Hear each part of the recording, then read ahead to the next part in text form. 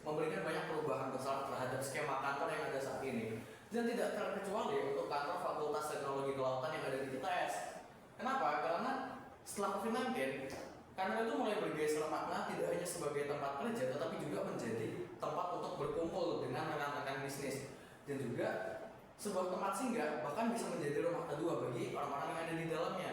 Maka di sini saya, Evan Zaidan Elbahri, akan menjelaskan tentang bagaimana saya dalam menganalisis dan juga memvalidasi perkembangan kantor yang ada saat ini terhadap rancangan desain saya.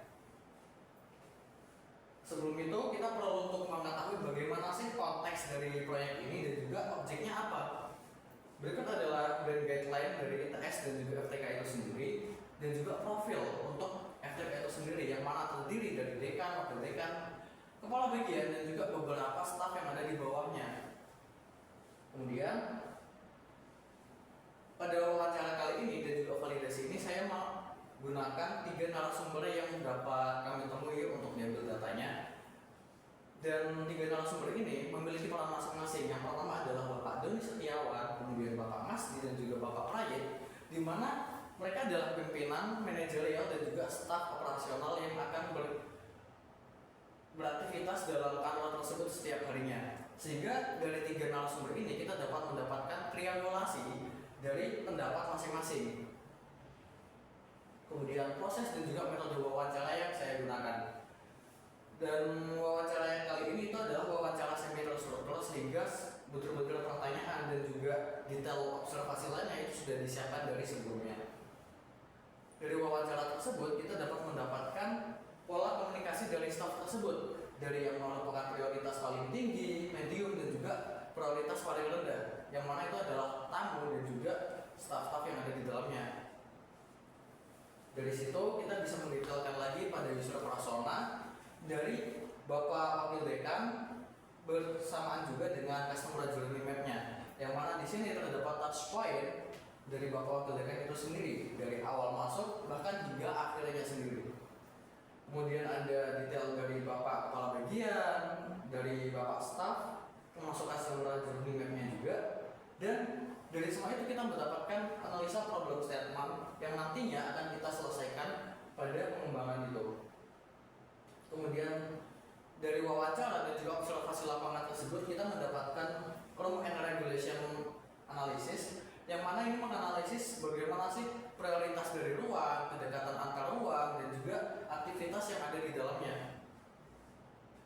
Dari situ kita mendapatkan kesimpulan terkait relevansi terhadap konsep yang nantinya akan kita kembangkan, bahwa kantor FTK itu sudah memiliki visi yang kuat terhadap apa yang ingin mereka capai. Yang kedua, mereka itu telah mendapatkan adaptasi alami, yaitu dengan permasalahan yang ada, mereka telah berkompromi dengan melakukan berbagai adaptasi di dalamnya. Yang terakhir adalah kita mendapatkan gap-gap atau celah apa yang perlu kita jembatani di dalamnya. Kemudian dari semua wawancara tersebut kita akhirnya masuk ke validasi dan juga pengembangan dari desain itu. Di sini adalah mind mapping kantor FTK yang akan kita gunakan untuk pengembangan dan juga bagaimana arah proyeknya ini nantinya. Dari situ dibuatlah 3 alternatif pengembangan, yang mana itu ada alternatif 1, 2, dan juga 3 yang akan kita bandingkan dengan weighted objective method. Dari ketiga ini nantinya akan kita pilih mana saja yang sekiranya itu relevan dan juga sesuai dengan kebutuhan yang ada di dalam kantor tersebut. Dan pada hasil akhirnya terpilihlah 2 alternatif ini, yang mana dari 2 alternatif ini akan kita iterasikan, kita gabungkan sehingga menjadi desain dan juga layout yang lebih efektif.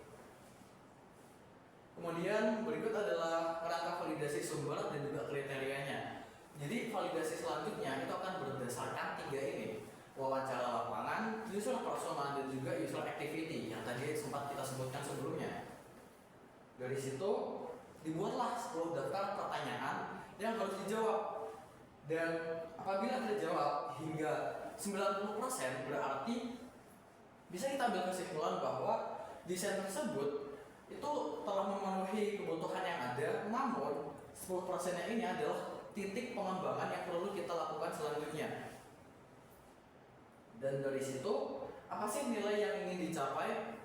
Apabila dengan 90% berarti dia tuh sudah lanjut untuk jalan selanjutnya, tetapi ada iterasi yang masih perlu kita lakukan.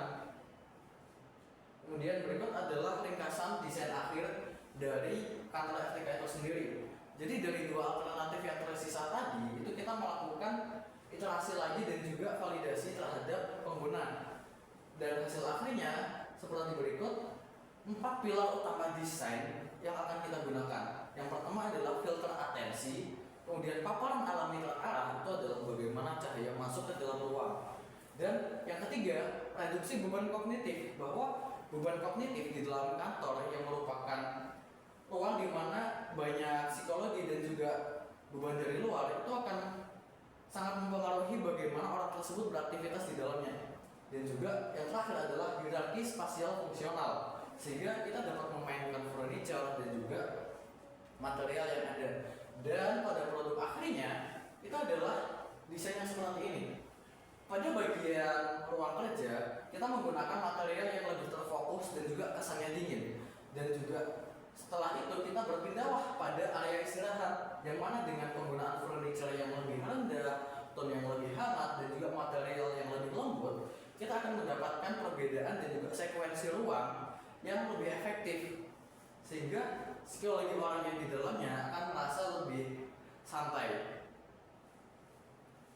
Kurang lebih seperti itu dari saya. Dan hasil literasi tersebut semuanya telah dilakukan berdasarkan literatur resmi dan juga jurnal yang telah saya pelajari sebelumnya. Mungkin nanti akan saya cantumkan terkait dengan daftar pertanyaan dan juga yang lainnya. Sekian dari saya, terima kasih. Wassalamualaikum warahmatullahi wabarakatuh.